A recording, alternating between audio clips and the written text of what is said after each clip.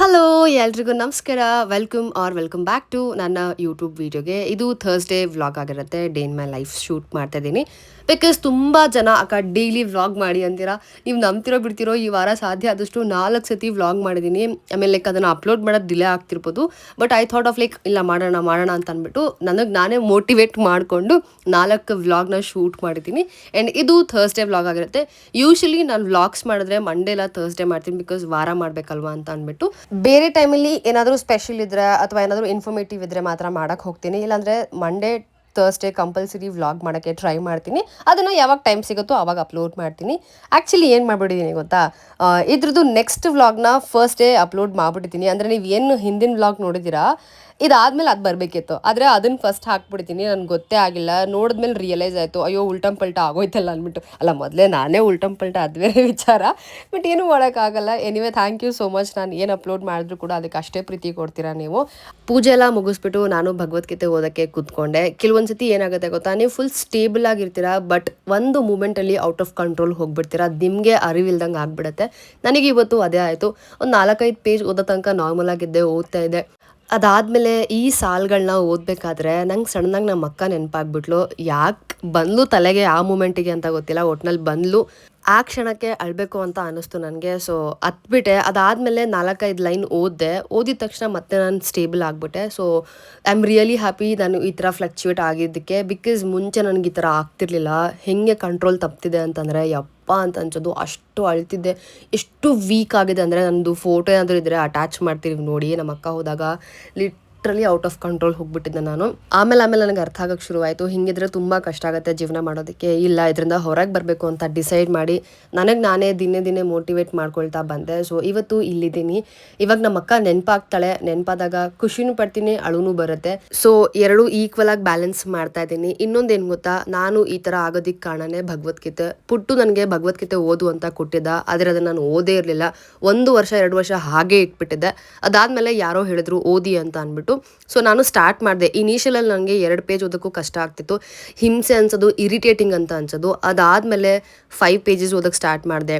10 ಪೇಜಸ್ಸಿಗೆ ಬಂದೆ. ಕೆಲವೊಂದು ಸತಿ 40-50 ಪೇಜಸ್ ಎಲ್ಲ ಓದಿದ್ದೀನಿ. ಸೊ ಆ ಥರ ಆಯಿತು. ಆ್ಯಂಡ್ ಇನ್ನೊಂದೇನು ಗೊತ್ತಾ, ಇವತ್ತಿಂದ ಮತ್ತೆ ಜಪ ಮಾಡಬೇಕು ಅಂತ ಅಂದ್ಕೊಂಡು ಶುರು ಮಾಡಿದ್ದೀನಿ. ಮಧ್ಯ ಗ್ಯಾಪ್ ಆಗಿಬಿಟ್ಟಿತ್ತು. ಎಷ್ಟೊಂದು ದಿವಸ ಆಗಿತ್ತು ನಾನು ಜಪ ಮಾಡಿ. ತುಂಬಾ ಖುಷಿ ಆಗ್ತಿದೆ. ನೀವು ಅಷ್ಟೇ ದಿನಕ್ಕೆ 1 ಸತಿ ಹೇಳೋಕ್ಕೆ ಸ್ಟಾರ್ಟ್ ಮಾಡಿ. ಆಗಿಲ್ಲ ಅಂತಂದರೆ 9 ಸತಿ, 11 ಸತಿ, 21 ಸತಿ ಆ ಥರ ಸ್ಟಾರ್ಟ್ ಮಾಡ್ಕೊಂಡು ಬನ್ನಿ. ಹೋಗ್ತಾ ನೀವು ರೀಚ್ ಮಾಡ್ತೀರಾ. ಇನ್ನೊಂದೇನು ಗೊತ್ತಾ, ನಿಮಗೆ ಅಳಬೇಕು ಅಂತ ಅನ್ಸಿದ್ರೆ ಮನಸ್ಫೂರ್ತಿಯಾಗಿ ಹತ್ಬಿಡಿ. ಅದಾದಮೇಲೆ ಕೂತ್ಕೊಳ್ಳಿ ಒಂದು ಕಡೆ, ಸಪ್ರೇಟಾಗಿ ಕೂತ್ಕೊಂಡು ಯೋಚನೆ ಮಾಡಿ ಯಾಕೆ ಹಿಂಗಾಯಿತು ಏನಾಯಿತು ಅಂತ. ನಿಮಗೆ ಆನ್ಸರ್ ಸಿಗುತ್ತೆ. ಸೊ ಇಟ್ಸ್ ಮೈ ಸಜೆಷನ್ ಅಷ್ಟೇ, ನನ್ನ ಎಕ್ಸ್ಪೀರಿಯನ್ಸ್ ಮೇಲೆ. ಫಸ್ಟ್ ಅಪ್ಡೇಟ್ ಬಂದು, ನಾನು 2 ರೌಂಡ್ಸ್ ತುಳಸಿ ಮಾಲ ಹಾಕೊಂಡಿದ್ದೀನಿ. ನನಗೆ ಇನ್ಫಾರ್ಮ್ ಮಾಡಿದವರಿಗೆ thank you so much, Hare Krishna. Second ಬಂದು, ಒಂದು 2-3 ಜನ ಕಮೆಂಟ್ ಹಾಕಿದ್ದೀರಾ ಮೂಗು ಚುಚ್ಚಿಸಿ ಅಂತ ಹೇಳಿ. ನೀವು ಹೇಳೋಕ್ಕೂ ಮುಂಚೆ ನಮ್ಮಮ್ಮ ಹೇಳಿದ್ರು ಆಯಿತಾ, ಮೂಗು ಚುಚ್ಚಿಸ್ಕೊ ನೋಡೋಣ ಅಂತ ಅಂದ್ಬಿಟ್ಟು. ಇದೆಲ್ಲದಕ್ಕಿಂತ ಮುಂಚೆ ನಾನು 5ನೇ ಕ್ಲಾಸ್ ಓದ್ತಿರ್ಬೇಕಾದ್ರೆ ನನಗೆ ಮೂಗನ್ನ ಚುಚ್ಚಿದ್ರು. ಓಕೆನಾ, ಅದು ಏನರ ಚುಚ್ಚಿದ್ರು ಗೊತ್ತಾ, ಕಾಂಪೋಸಲ್ಲಿ. ಆಂಟಿ ಸುಮ್ಮನೆ ಹಚ್ಬಿಟ್ಟು ಹಿಂಗಿಟ್ಟು ಹಿಂಗೆ ತೆಗೆದ್ರು. ಲಿಟ್ರಲಿ 1 ಸೆಕೆಂಡ್ ಕೂಡ ಆಗಿಲ್ಲ, ಅಷ್ಟು ಬೇಗ ಚುಚ್ಚಿದ್ರು. ಬಟ್ ನಂಗೆ ಒಂಚೂರು ನೋವಾಗಿಲ್ಲ, ನಂಗೆ ಅದು ಗೊತ್ತೇ ಆಗಿಲ್ಲ ಬಿಡಿ ಅವ್ರು ಚುಚ್ಚಿದಾಗ. ಅದಾದಮೇಲೆ ಒಂದು 4-5 ಡೇಸ್ ಆದಮೇಲೆ ಫುಲ್ಲು ಗಾಯ ಆಗೋಕ್ಕೆ ಸ್ಟಾರ್ಟ್ ಆಯಿತು. ಅದಾದಮೇಲೆ ಇದ್ಮೇಲೆ ಮಾಂಸ ಎಲ್ಲ ಬೆಳ್ಕೊಂಡ್ಬಿಡ್ತು ಅಂದ್ಬಿಟ್ಟು ನಮ್ಮಮ್ಮನೇ ಕಟ್ ಮಾಡಿಸ್ಬಿಟ್ರು. ಇದನ್ನು ಕಟ್ ಮಾಡಿಸ್ಬಿಟ್ಟು ಬಿಟ್ಬಿಟ್ರು. ಅದಾದಮೇಲೆ ನನ್ನ ಮೂಗೆ ಚುಚ್ಚಿರಲಿಲ್ಲ. ವಯಸ್ಸಿಗೆ ಬಂದಾಗ ಈ ಮೇಲ್ಗಡೆ ಕಿವಿ ಚುಚ್ಚಿದ್ರು. ಓಕೆನಾ, ಅದು ಏನಾದ್ರು ಚುಚ್ಚಿದ್ರು ಗೊತ್ತಾ, ಈ ಕಿವಿಯಲ್ಲಿ ಗಲೀಜೆಲ್ಲ ತೆಗಿತಾರೆ, ಅದೊಂದು ಟೂಲ್ ಬರ್ತಿತ್ತು ಗೊತ್ತಾ, ಅದರಲ್ಲಿ ಶಾರ್ಪಾಗಿ ಒಂದಿರೋದು, ಆಮೇಲೆ ಗಲೀಜ್ ತೆಗಿಯೋದು ಒಂದಿರೋದು, ಆ ಥರ ಒಂದು ಟೂಲ್ ಬರ್ತಿತ್ತು, ನಿಮಗೆಲ್ಲ ಗೊತ್ತಿರುತ್ತೆ. ಸೊ ಅದರಲ್ಲಿ ಚುಚ್ಚಿದ್ರು ಗುರು. ಅದು ರೌಂಡ್ ನೀಡಲ್ ಥರ ಇರಲಿಲ್ಲ, ಒಂಥರ ಫ್ಲ್ಯಾಟ್ ಸರ್ಫೇಸ್ ಆಯ್ತು. ಅದು ಒಂಥರ ಫ್ಲ್ಯಾಟ್ ಆಗಿರುತ್ತೆ. ಫ್ಲ್ಯಾಟಾಗಿ ಬಂದು ನಾನು ಇಲ್ಲಿ ಪಿಕ್ಚರ್ ಹಾಕ್ತೀನಿ.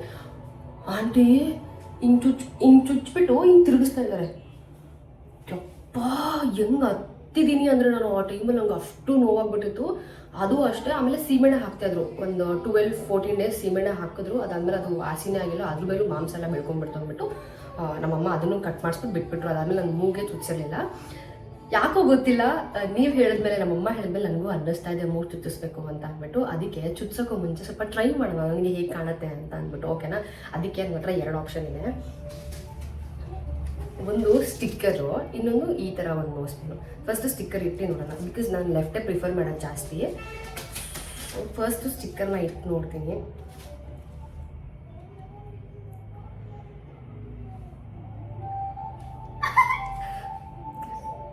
ಚೆನ್ನಾಗಿ ಕಾಣ್ತಿದ್ಯಾ?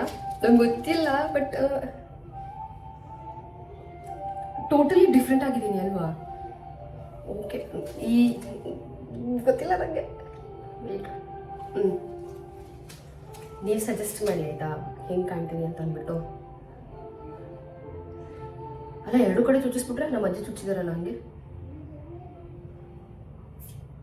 ಆ್ಯಕ್ಚುಲಿ ಚೆನ್ನಾಗಿದೆ, ಬಟ್ ಅದೇನೋ ಒಂಥರ ಇಟ್ಟಂಗಿರಲ್ವಾ.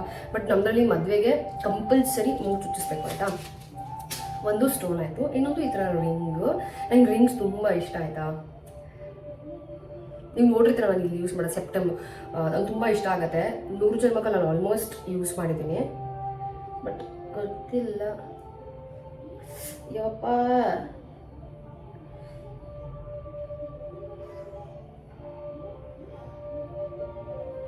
ಓಕೆ, ನಂಗೆ ನೋಡ್ತಿದ್ದೆ ಗುರು. ಅಷ್ಟು ಕಾಣ್ತಾ ಇಲ್ಲ, ಬಟ್ ಗೊತ್ತಿಲ್ಲ ಹೇಗೆ ಕಾಣ್ತಿದೆ ಅಂತ ಅಂದ್ಬಿಟ್ಟು ನೀವೇ ಹೇಳಬೇಕು. ಓಕೆ, ಚೆನ್ನಾಗಿದೆಯಾ? ಚೆನ್ನಾಗಿ ಅನ್ಸಿದ್ರೆ ಮಾತ್ರನೇ ಚುಚ್ಚೋದು ನಾನು, ಇಲ್ಲಾಂದ್ರೆ ಇಲ್ಲ. ಮದುವೆಗೆ ಚುಚ್ಚಲೇಬೇಕು ಅಂತ ಹೇಳ್ತಾರೆ ಅಲ್ವಾ. ನಾನು ಏನು ಮಾಡ್ತೀನಿ ಗೊತ್ತಾ, ಸ್ಪಿರಿಟ್ ಕಮ್ ಹಾಕಿ ಸ್ಟಿಕ್ಕರ್ ಇಟ್ಬಿಡ್ತೀನಿ. ಒಳ್ಳೆ ಐಡಿಯಾ ಅಲ್ಲ, ಬಟ್ ಗೊತ್ತಿಲ್ಲ ನನಗೆ ಏನು ಅಂತ ಸ್ಯಾಟಿಸ್ಫೈ ಅಂತ ಅನಿಸಿಲ್ಲ. ಎರಡು ಟ್ರೈ ಮಾಡಿದೆ, ಅದು ಓಕೆ. ಇದು ಆ್ಯಕ್ಚುಲಿ ಚೆನ್ನಾಗಿದೆ. ಅಯ್ಯೋ ಹಿಂಗೆ ಓಕೆ, ಇದೇನು ಆಪ್ಷನ್, ಬೇಕಿದ್ರೆ ಹಾಗೇನೂ ಹಾಕ್ಬೋದು, ಸಿಗುತ್ತೆ ಇದು ನಮಗೆ. ಚುಚ್ಚಿಸಲೇಬೇಕು ಅಂತೆಲ್ಲ, ಬಟ್ ಇದಕ್ಕೆ ಚುಚ್ಚಿಸ್ಲೇಬೇಕು. ಚುಚ್ಚಿಸಿದ್ರೆ ನಾವು ಬೇರೆ ಬೇರೆ ಥರ ಎಲ್ಲ ಮುಗ್ಬಿಟ್ಟು ಹಾಕೋಬೋದು, ಬಟ್ ಗೊತ್ತಿಲ್ಲ, ನೋಡೋಣ. ಅಯ್ಯಪ್ಪ ನೋಡಿದೆ. ಸೊ ಇದೆ, ನಿಮಗೆ ಫಸ್ಟ್ ಇಷ್ಟ ಆಯ್ತಾ, ಸೆಕೆಂಡ್ ಇಷ್ಟ ಆಯ್ತಾ ಅಂತ ಹೇಳಿ. ಎನಿವೇ ಒಂದೇ ಹೋಲ್ಡ್ ಬರೋದು, ಅದ್ರಲ್ಲಿ ನಾವು ಡಿಫ್ರೆಂಟ್ ಟ್ರೈ ಮಾಡಬೇಕು. ನನಗೆ ಎರಡೂ ಇಷ್ಟ ಆಯಿತು, ಬಟ್ ಒಂದೇನು ಅನಿಸಿಲ್ಲ. ಹಾಗೆ ಚೆನ್ನಾಗಿದೆ. ಇನ್ನೊಂದೇನು ಗೊತ್ತಾ, ನಾನೊಂದು ಕ್ಲಚ್ ಹಾಕಿದ್ದೆ ಗೊತ್ತಾ ಫ್ಲವರ್ದು, ಅದು ಹೊಡೆದೋಯ್ತು. ನಾನೇ ಅದ್ರ ಮೇಲೆ ಸಡನ್ನಾಗಿ ಕೂತ್ಕೊಂಡ್ಬಿಟ್ಟೆ. ಬೇಜಾರಾಯ್ತು ನನಗೆ. ಅಯ್ಯೋ, 1-2 ಸತಿನೇ ಯೂಸ್ ಮಾಡಿದ್ದು, ಅಷ್ಟು ಬೇಗ ಹೊಡೆದಾಕಿದ್ನಲ್ಲ ಅಂತ. ನನ್ನ ಹತ್ರ ಇರಲ್ಲ, ಬಟ್ ಸುಮಾರು ಇದ್ದಾವೆ. ಇಲ್ಲಿ ಸುಮಾರು ಹಾಕಿದ್ದೀನಿ ಕಿಟಕಿಗೆ, ತೋರಿಸ್ತೀನಿ ಅವಾಗ ಅದು ನನಗೆ. ಸರಿ, ಇವಾಗ ಹೊರಗಡೆ ಹೋಗೋದಕ್ಕೆ ರೆಡಿ ಆಗೋಣ ಆಯಿತಾ. ರೆಡಿ ಆಗ್ಬಿಟ್ಟು ಸಿಗ್ತೀನಿ. ಸೊ ಎಲ್ಲ ಆಯಿತು.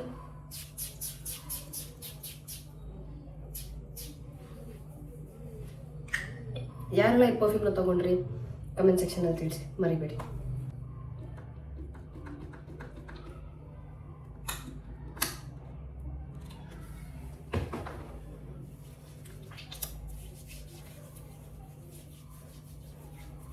ರೆಡಿ ಆಗ್ಬಿಟ್ಟು ನಾನು ಹೊರಟಿದ್ದಾಯ್ತು. ತುಂಬ ಹೊಟ್ಟೆ ಹಸುವಾಗ್ತಿತ್ತು ಅಂತ ಹೋಟೆಲ್ ಹುಡುಕ್ಬೇಕಾದ್ರೆ ನನಗೆ ಚಾಲುಕ್ಯ ಹೋಟೆಲ್ ಕಾಣಿಸ್ತು, ಕುಮಾರ ಪಾರ್ಕ್ ಹತ್ರ ಇದ್ದಿಲ್ಲ ಅದು. ಸರಿ ಹೋಗೋಣ ಅಂತ ಹೋದರೆ ಫುಲ್ ಜನ ಗುರು, ಅಲ್ಲಿ ಸಿಕ್ಕಾಪಟ್ಟೆ ರಶ್ ಇತ್ತಾಯ್ತಾ. ಫಸ್ಟು ಹೆಸರನ್ನ ಬರೆಸ್ಬೇಕು, ಟೇಬಲ್ ಖಾಲಿ ಆಗಿದ ತಕ್ಷಣ ನಮ್ಮ ಹೆಸರನ್ನ ಕರೀತಾರೆ, ಹೋಗಿ ಕುತ್ಕೋಬೇಕಿತ್ತು. ಅದಾದಮೇಲೆ ಊಟಕ್ಕೆ ಆರ್ಡ್ರ್ ಮಾಡಿ ಊಟ ಬರೋ ತನಕ ವೆಯ್ಟ್ ಮಾಡಬೇಕಿತ್ತು. ಊಟ ಕೈಗೆ ಬರೋಷ್ಟರಲ್ಲಿ 30-35 ನಿಮಿಷ ಆಯಿತು. ಪಾಪ ಯಾರ್ದು ತಪ್ಪಿಲ್ಲ ಇಲ್ಲಿ, ಯಾಕಂದರೆ ಗ್ಯಾಸ್ ಇಲ್ದಿರೋ ಕಾರಣ ಆ ಥರ ಆಗ್ತಿದೆಯೋ ನನಗೆ ಗೊತ್ತಿಲ್ಲ. ಬಟ್ ಲಿಟ್ರಲಿ ಎಲ್ಲ ಹೋಟೆಲ್ಸು ಬಂದಾಗಿದೆ, ಮತ್ತು ತುಂಬಾ ಹೋಟೆಲ್ಗಳಲ್ಲಿ ಕಡಿಮೆ ಲೈಕ್ ಮೆನು ಸಿಗ್ತಿದೆ. ಈ ತರ ದೊಡ್ಡ ಹೋಟೆಲ್ಸ್ ಅಲ್ಲೆಲ್ಲ ಗ್ಯಾಸ್ನ ಹೆಂಗೋ ಇಂಪೋರ್ಟ್ ಮಾಡ್ಕೋತಾರೆ, ಬ್ಲ್ಯಾಕ್ ಅಲ್ಲೋ ಅದ್ರಲ್ಲೋ ಇದ್ರಲ್ಲೋ ಅಂತ. ಆದ್ರೆ ಸ್ಟ್ರೀಟ್ ಸೈಡಲ್ಲೆಲ್ಲ ಇಟ್ಟಿರ್ತಾರೆ ಗೊತ್ತಾ, ಅವರಿಗಂತೂ ಗ್ಯಾಸ್ ಇಲ್ಲದೆ ಪಾಪ ಅವರು ಹೋಟೆಲ್ಗಳನ್ನೇ ಮುಚ್ಚಿಬಿಟ್ಟಿದ್ದಾರೆ. ನಾನು ಮೊನ್ನೆ ನಮ್ಮ ಮನೆ ಹತ್ರ ವಿಡಿಯೋ ಮಾಡಿ ಕಳಿಸಿದ್ದೆ ನ್ಯೂಸ್ ಅವರಿಗೆ, ಅವ್ರು ಕವರ್ ಮಾಡಿದ್ದಾರೆ ಅದನ್ನ. ಎಷ್ಟು ಬೇಜಾರಾಯಿತು ಅಂತಂದರೆ ಆಲ್ಮೋಸ್ಟ್ 2 ಕಿಲೋಮೀಟರ್ ತನಕ ಗ್ಯಾಸಿಗೆ ವೆಯ್ಟ್ ಮಾಡ್ತಿದ್ದಾರೆ. ವೆಯ್ಟ್ ಮಾಡಿ ಆದಮೇಲೆ ನೋ ಸ್ಟಾಕ್ ಆಯಿತು ಅಂದರೆ ಅಷ್ಟೇ, ಅವ್ರು ಅಲ್ಲಿಂದನೇ ವಾಪಸ್ ಹೋಗಬೇಕು. ನೀವೇ ಇಮ್ಯಾಜಿನ್ ಮಾಡಿ, ಅಷ್ಟೊತ್ತು ವೆಯ್ಟ್ ಮಾಡಿ ಆಮೇಲೆ ನೋ ಸ್ಟಾಕ್ ಅಂತ ಬೋರ್ಡ್ ನೋಡಿ ಮನೆಗೆ ಹೋಗುತ್ತಿದೆ ಗೊತ್ತಾ, ಎಷ್ಟು ನಿರಾಸೆಯಿಂದ ಮನೆಗೆ ಹೋಗ್ತಾರೆ. ನಂಗೆ ಅದನ್ನ ನೋಡೇ ಹೊಟ್ಟೆ ಹೊರದಿತ್ತು. ಬಂದು ನಮ್ಮ ಅಪ್ಪಂಗೆ ಹೇಳ್ತಿದ್ದೆ, ಅವಾಗ ನಮ್ಮ ಅಪ್ಪ ಹೇಳಿದ್ರು, ನಂದೇನೋ ಸಾಲ ಇಲ್ಲ, ಏನೂ ಪ್ರಾಬ್ಲಮ್ ಇಲ್ಲ, ನೀನು ನೋಡ್ಕೋತೀಯ, ಹಂಗಾಗಿ ನಾವು ಆರಾಮಾಗಿದ್ದೀವಿ. ಆದರೆ ಈ ಸಾಲ ಮಾಡ್ಕೊಂಡವರು ಲೋನ್ ಕಟ್ಟೋರ್ದೆಲ್ಲ ಏನು ಪರಿಸ್ಥಿತಿ, ಹೆಂಗೆ ಏನು ಅಂತಲ್ಲ ಅಂತ ಇದ್ರು ನಮ್ಮಪ್ಪ. ಸಿಕ್ಕಾಪಟ್ಟೆ ಬೇಜಾರಾಯಿತು ನನಗೆ. ಗೊತ್ತಿಲ್ಲ ದೇವ್ರು ಇದಕ್ಕೆ ಯಾವಾಗ ಮುಕ್ತಿ ಕೊಡ್ತಾನೆ ಅಂತ ಅಂದ್ಬಿಟ್ಟು. ಆದಷ್ಟು ಬೇಗ ಗ್ಯಾಸ್ ಇಂಪೋರ್ಟ್ ಆಗಲಿ, ನಮ್ಮ ಎಲ್ರಿಗೂ ಗ್ಯಾಸಿಂದ ಒಂದು ಮುಕ್ತಿ ಸಿಗಲಿ ಅಂತ ಕೇಳ್ಕೊತೀನಿ ದೇವ್ರ ಹತ್ರ. ಇವತ್ತು ನಾನು ವೆಸ್ಟ್ ಸೈಡ್ಗೆ ವಿಸಿಟ್ ಮಾಡಿದ್ದೆ ಹೊರಗಡೆ ಹೋದಾಗ. ಸೊ ನಂಗೆ ಅಲ್ಲಿ 3 ಫ್ಲೋರ್ಸ್ ಇತ್ತು ಅಂದ್ಬಿಟ್ಟು ವಿಸಿಟ್ ಮಾಡಿದ್ದು.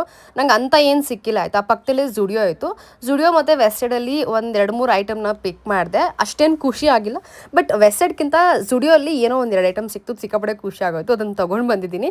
ಏನು ತಂದೆ ಅಂದ್ಬಿಟ್ಟು ನಾನು ನಿಮ್ಗೆ ಇಲ್ಲಿ ತೋರಿಸ್ತೀನಿ.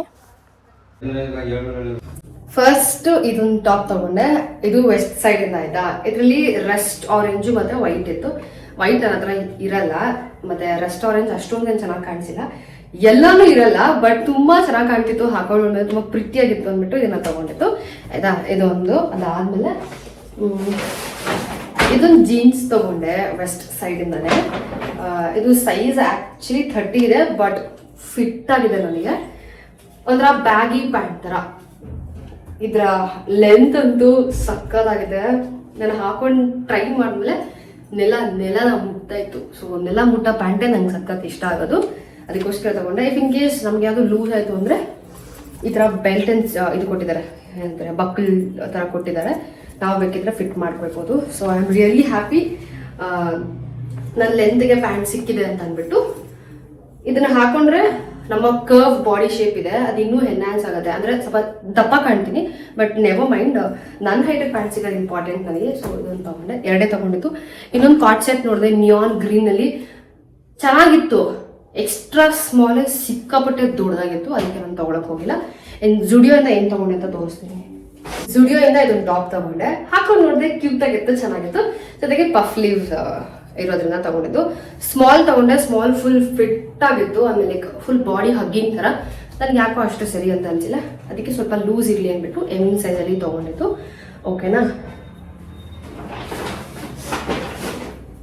ಅಂಡ್ ಕಿಡ್ ಸೆಕ್ಷನ್ಗೆ ಹೋಗಿದ್ದೆ, ಅಲ್ಲಿ ಒಂದು ಲೈಕ್ ಇದನ್ನ ಏನ್ ಕರೀತಾರೆ ಅಂತ ನನ್ಗೆ ನಿಜವಾಗ್ಲೂ ಗೊತ್ತಿಲ್ಲ. ಲಾಸ್ಟ್ ಟೈಮ್ ಏನೋ ಫ್ರಾಕ್ ಅಂತ ಕರೀದಕ್ಕೆ ಇಟ್ಸ್ ನಾಟ್ ಫ್ರಾಕ್ ಅಂತ ಅಂದ್ಬಿಟ್ಟು ಏನೋ ಹೇಳಿದ್ರು, ನಂಗೆ ಗೊತ್ತಿಲ್ಲ. ಇಲ್ಲಿ ಏನ್ ಬರ್ದಿದ್ದಾರೆ ಅಂತಂದ್ರೆ, ಇಲ್ಲೂ ಏನೂ ಬರ್ದಿಲ್ಲ, ಬರೀ ಆಫ್ ವೈಟ್ ಅಂತ ಬರ್ದಿದ್ದಾರೆ.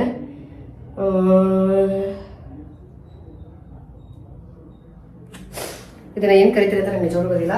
ನಾನು ಫ್ರಾಕ್ ಅಂತಾನೆ ಕರೆಯೋದು, ಬಿಕಾಸ್ ನಾವು ಈ ತರ ಚಿಕ್ಕ ವಯಸ್ಸಲ್ಲಿ ಫ್ರಾಕ್ ಹಾಕ್ತೇವಿ, ಸೊ ನಾನು ಫ್ರಾಕ್ ಅಂತಾನೆ ಹೇಳೋದು.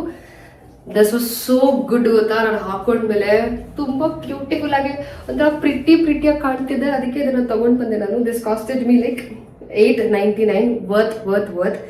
ಅಂಡ್ ಈ ತರ ಸ್ಟ್ರಾಪ್ ಇದೆ ಆಯ್ತಾ, ಬಟ್ ಇದನ್ನ ನಾವು ಟೈಟ್ ಲೂಸ್ ಮಾಡ್ಕೊಳ್ಬೋದು. ಸೊ ಹಾಕೊಂಡ್ಮೇಲೆ ತುಂಬಾ ಬ್ಯೂಟಿಫುಲ್ ಆಗಿ ಕಾಣ್ತಿದೆ ಅಂತ ಅಂದ್ಬಿಟ್ಟು ಇದನ್ನ ಪಿಕ್ ಮಾಡಿದ್ದು ನಾನು. ಓಕೆನಾ. ಸೊ ಐ ಥಿಂಕ್ ಎಷ್ಟೇ ಜುಡಿಯೋ ಇಂದ. ಇದ್ರ ಜೊತೆಗೆ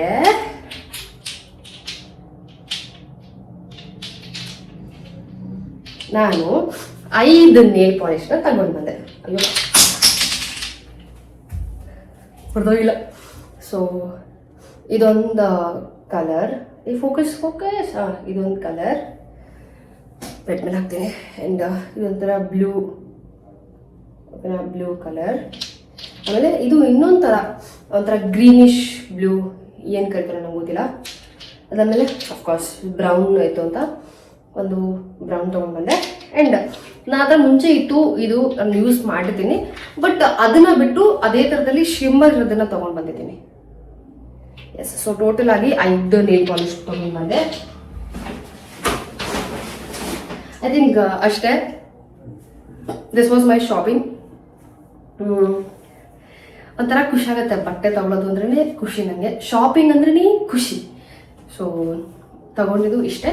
ಆ್ಯಂಡ್ ಇನ್ನೇನು ಸ್ವಲ್ಪ ದಿವಸದಲ್ಲಿ ನಿಮಗೆ ಹಾಲ್ ವಿಡಿಯೋ ಬರುತ್ತೆ. 2-3 ಮಂತ್ಸಿಂದ ನಾನು ಕೂಡಿಟ್ಟು ಹಾಲ್ ಮಾಡಬೇಕು ಅಂತ ಅಂದ್ಕೊಂಡು ಸೇಲ್ಸ್ ಇಟ್ಟಿದ್ದೆ. ಸೊ ಅದೆಲ್ಲನೂ ಒಟ್ಟಿಗೆ ಹಾಲ್ ಮಾಡ್ತೀನಿ. ಅದರಲ್ಲಿ ಇದು ಇನ್ಕ್ಲೂಡ್ ಆಗಿತ್ತು, ಬಟ್ ಇವತ್ತು ಹಾಕೊಂಡ್ಬಿಟ್ಟೆ. ಇದನ್ನ ಟ್ಯಾಗ್ ಮಾಡ್ತೀನಿ, ಚೆಕ್ ಮಾಡಿ. ಆ್ಯಂಡ್ ಊಟಕ್ಕೆ ಮೊಳಕೆ ಒಳ್ಳೆಕಾಳು ಸಾರು, ಜೊತೆಗೆ ಒಳ್ಳೆಕಾಳು ಹಪ್ಪಳ, ಜೊತೆಗೆ ರೈಸ್.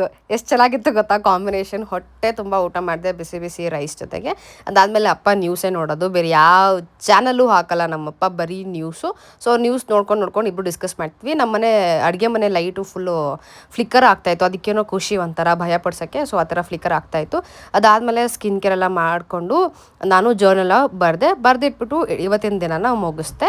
ಸೊ ಇದೇ ಆಗಿತ್ತು ಇವತ್ತಿನ ವ್ಲಾಗ್. ನಿಮ್ಗೆ ಹೇಗೆ ಅನ್ನಿಸ್ತು ಅಂತ ಕಮೆಂಟ್ ಸೆಕ್ಷನಲ್ಲಿ ತಿಳಿಸಿ. ಈ ವ್ಲಾಗ್ ಏನಾದರೂ ನಿಮಗೆ ಹೆಲ್ಪ್ಫುಲ್ ಆಗಿದ್ರೆ, ಇದರಿಂದ ಏನಾದರೂ ಕಲ್ತಿದ್ರೆ ನನಗೆ ಕಮೆಂಟ್ ಸೆಕ್ಷನಲ್ಲಿ ತಿಳಿಸ್ಬೋದು. ಸಿಗ್ತೀನಿ ನಾನು ನಿಮಗೆ ನೆಕ್ಸ್ಟ್ ವ್ಲಾಗಲ್ಲಿ. ಓಕೆ ಬಾಯ್.